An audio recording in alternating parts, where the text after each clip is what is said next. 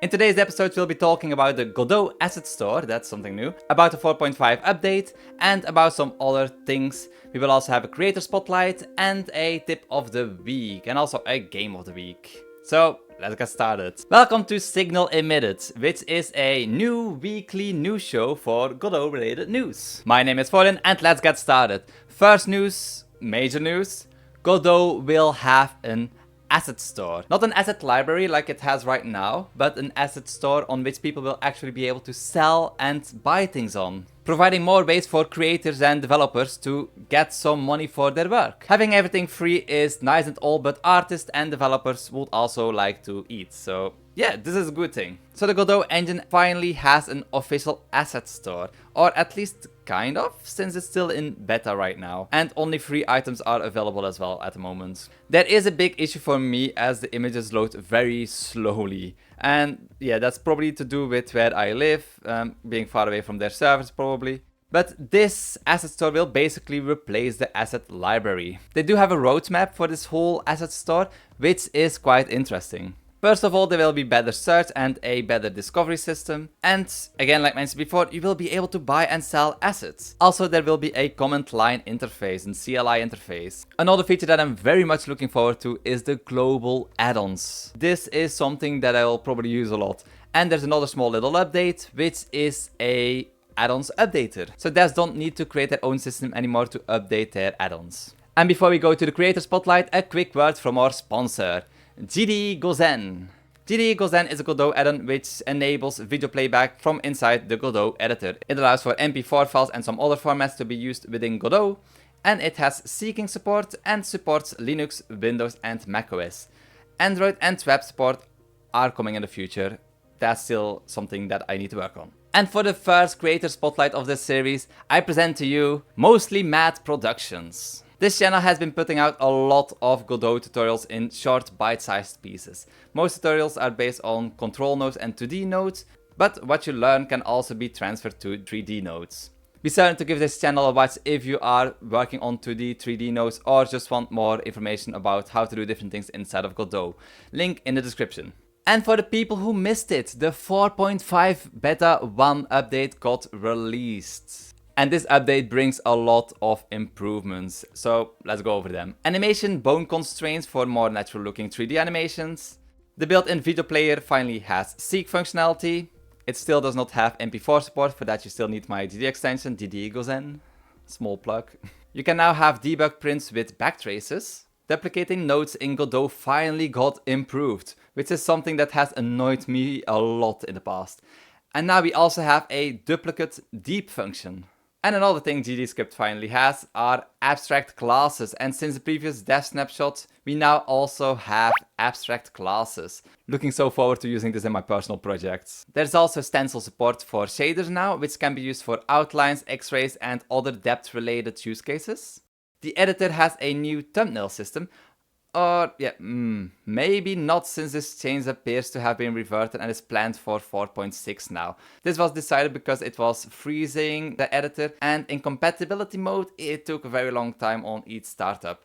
But this feature is still coming, but in the next update. I also quickly want to mention, this feature got implemented by a first time contributor. It is very big PR and it's quite an achievement in my opinion, so congrats! And let's hope it gets fixed for version 4.6. And then there's one more bug that has some amount of issues, and that has to do with spatial shaders compilation failing. Which for people working on 3D projects can be kind of deal breaking.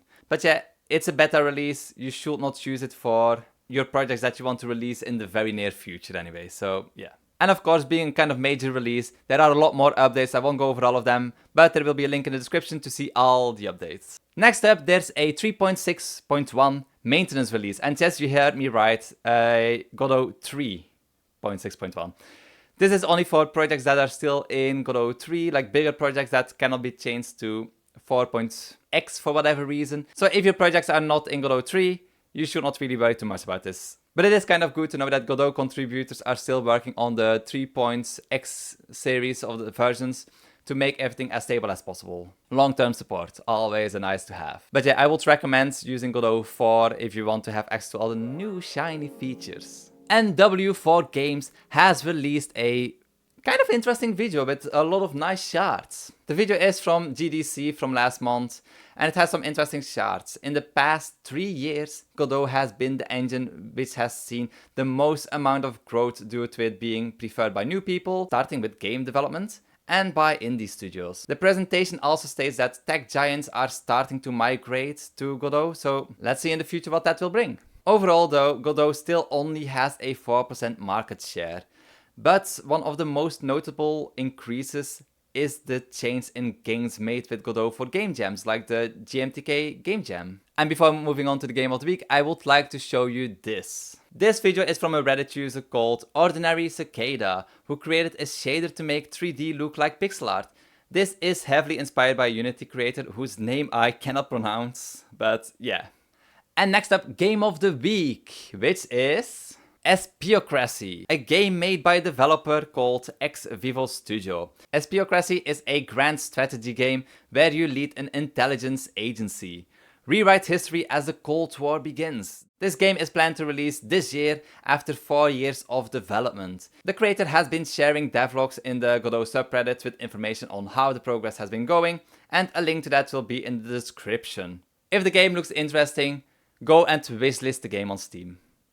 And then the last segment of this Signal Emitted series episode is Tip of the Week. And for Tip of the Week, I have for you static typing. Please use it. If you go into your project settings under Debug and GDE script, you need to enable the following options and you're all set. It makes your code faster and also a lot more readable. And you're more likely to find mistakes in your codes that would have caused issues and a lot of time debugging otherwise. Basically, there's no good reason to not enable those settings and to not use static typing. Use static typing. It will save you so much time. And that was it for this first episode of Signal Emitted. This is going to be a weekly series of Godot related news and updates. If you have a game you want to recommend, or a tip you want to recommend, or a creator that you want to recommend, or maybe you are the creator or the game developer, please let me know in the comments below. And stay subscribed if you want to see more of these updates. Again, this is a weekly series. I'll try my best to find all the major topics or minor topics and some nice things to show you, teach you.